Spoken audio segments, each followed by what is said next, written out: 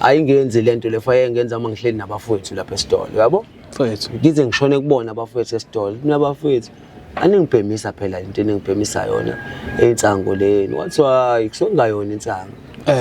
sekuphele mhlambe futhi inyanga ezimbili ngilo ngibhema kanjalo eish i-stress ngendlela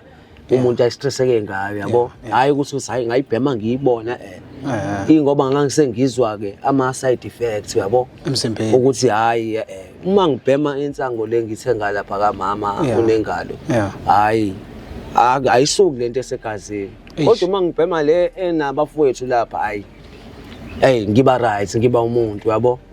kunakho umuntu ke ngenxa yomuntu wesimame mfowethu uyena wenze yonke lento le ngize ngibe